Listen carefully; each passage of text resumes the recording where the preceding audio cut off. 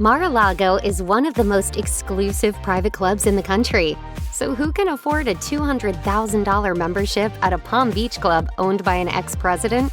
Rich and famous people, that's who. Here are Mar-a-Lago's celebrity members. In 2017, Politico obtained Mar-a-Lago membership lists that named at least 25 current or former company CEOs, as well as dozens of lawyers, doctors, investors, and philanthropists.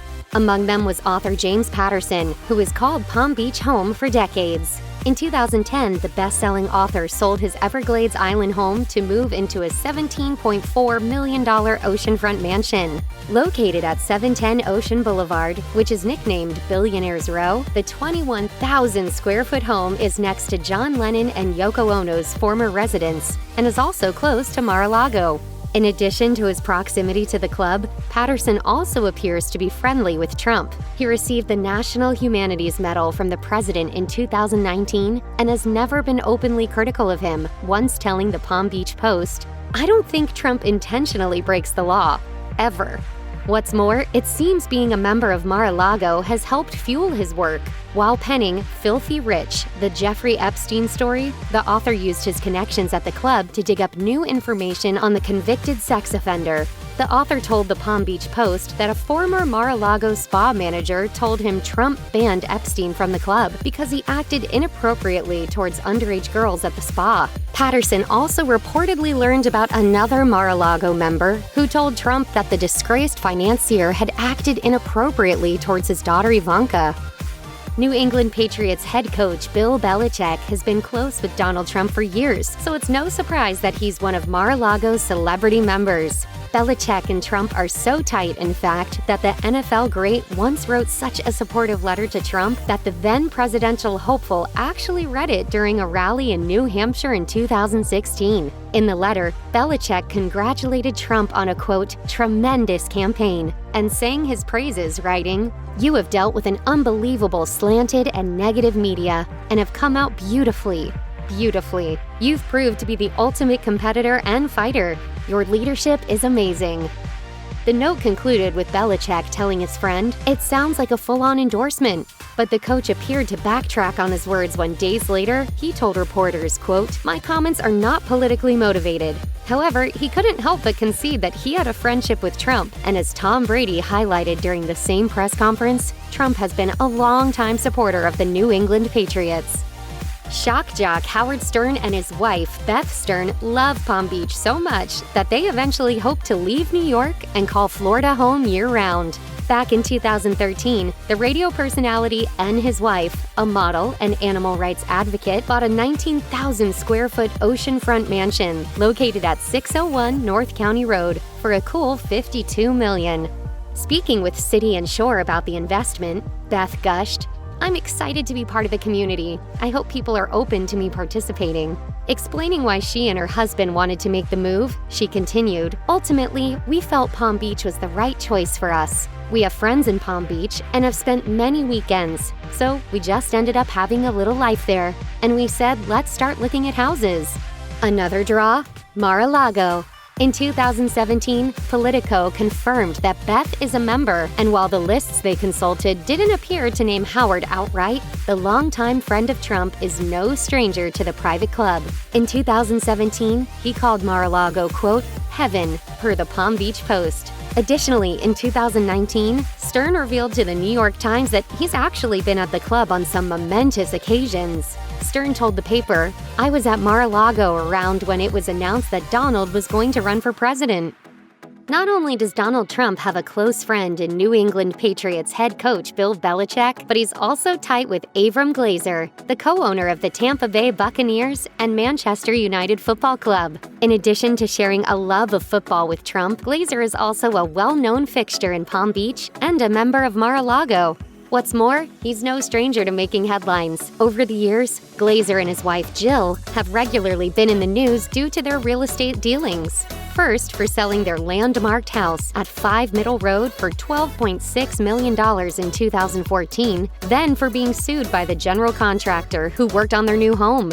In 2018, Bennett's Building LLC, which renovated the property at 195 Via Marina Avenue that the couple bought in 2007 for $9.3 million, took the Glazers to court for unpaid labor and construction costs. According to The Real Deal, Bennett's Building LLC worked on the house from 2014 to 2017 and was owed $572,950. Additionally, support of Trump appears to run in the Glazer family. In March 2018, the Undefeated noted that Avi's brother, Edward Glazer, donated $98,000 to Trump's 2016 campaign and gave another $250,000 toward the president's inauguration. Edward Glazer also hosted a fundraising bash for Trump's re-election at his California home in 2018. James Dolan, the executive chairman of Madison Square Garden Sports Corp., which controls the New York Knicks, New York Rangers, and Rockettes, has never shied away from openly speaking about his ties to Donald Trump. As he told ESPN in 2018, "I've known him for a long time. I got married at Mar-a-Lago. I'm a member of Mar-a-Lago, and I support him as a friend." Dolan even slammed Trump critics, reasoning, "You don't have to agree with everything that he's doing in order to support him. I don't understand people who wish our president to do badly. Why would you wish your president to do badly? It's like wishing that your milkman will bring you sour milk." And his support goes far beyond a few nice words. In September 2016, Dolan donated $300,000 to Trump Victory, as well as $2,700 directly to Trump's campaign. He then pledged $125,000 toward Trump's re-election campaign, per NJ.com, and made headlines when he had the Rockettes perform at Trump's inauguration. As Marie Claire learned, Dolan held a meeting with the dancers to address their qualms about the performance, in which he told them, "It's a huge moment in the country's history. We are an American brand, and I think it's very appropriate that the Rockettes dance in the inaugural and 4th of July and our country's great historical moments."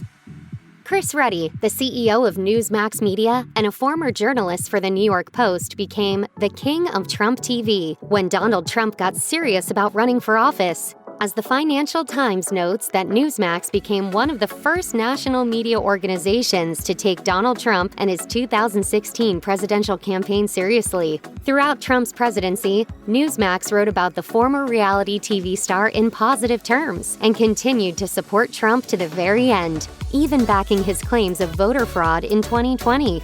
Speaking with The New Yorker, Ruddy, who founded the conservative media company in 1998, explained his stance, saying, "Trump was president of the United States, so we have been editorially supportive of him and his policies. I'm not thinking that we're here to say he's a great guy. We're here to say we agree basically with his tax deregulation and free market approaches to government policy."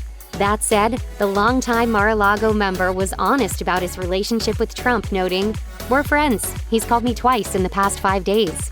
Ruddy's affinity for Mar-a-Lago was put on display in 2018 when he decided to conduct an entire Financial Times interview at the club, boasting that he often brings guests to the exclusive establishment. And when critics wondered if Trump's constant trips to Mar-a-Lago would pose a conflict of interest, Ruddy defended his friend and the club, telling the New York Times, "It's a myth to think that anybody could just join the club and go speak to the president." George Norcross and Donald Trump's friendship goes way back. According to WNYC, Trump became a New Jersey political insider while operating his since-demolished Atlantic City casino, and it was all thanks to Norcross. They shared a personal and business relationship in which they golfed together. Trump even granted the insurance executive and South Jersey Democratic Party boss the insurance contract for his Atlantic City casino. According to Philly Mag, Norcross was also invited to Trump's wedding to Melania. As the future president once enthused, "I love being with George because every outing is a competitive one." And it seems he also loved Norcross's political influence. In 2003, for example, Trump was accused of using their friendship to pass a favorable piece of legislation regarding taxes on his casino. Then in 2006, Trump filed a libel suit in Camden County against Tim O'Brien, who penned Trump Nation, because according to WNYC, that was Norcross's power center, and The Apprentice star allegedly believed he'd be able to swing the verdict in his favor.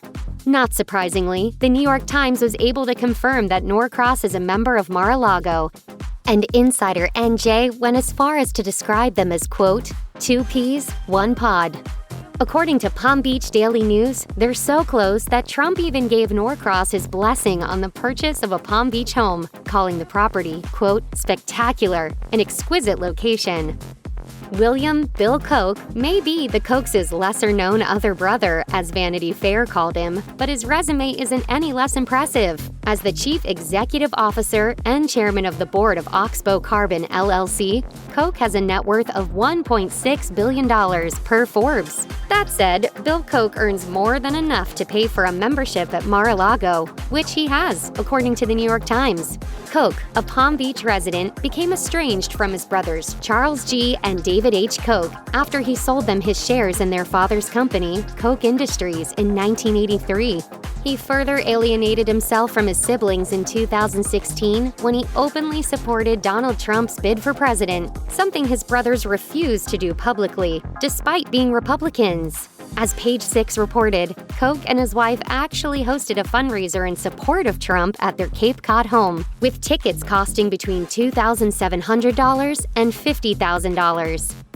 Boston radio host Howie Carr has an impressive resume, but his support of Donald Trump has made some question his career. As Carr boasts on his website, he's a Boston Herald columnist, a New York Times best-selling author, and a radio host who's been inducted into the Radio Hall of Fame. But in 2018, Boston Magazine couldn't help but wonder if Carr sold out or bought in after he transformed from a fearless journalist into one of Donald Trump's loudest supporters.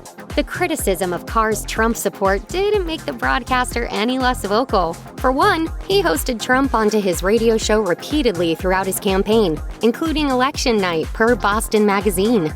Then, in 2017, Carr and his wife Kathy joined Mar-a-Lago. Jump to 2018, and Carr published a book called What Really Happened: How Donald J. Trump Saved America from Hillary Clinton. The list goes on, culminating in January 2021 with a Boston Herald column titled, Thanks for Everything, President Trump. In it, Carr lists off all the reasons he is thankful for Trump. Carr concludes the piece with this: all of us deplorables just want you to know how much we appreciate the 4 years you gave us to prepare and fortify ourselves for the impending disaster ahead. We'll be back, Mr. President, and so will you. Check out one of our newest videos right here. Plus, even more Nicki Swift videos about your people in the news are coming soon. Subscribe to our YouTube channel and hit the bell so you don't miss a single one.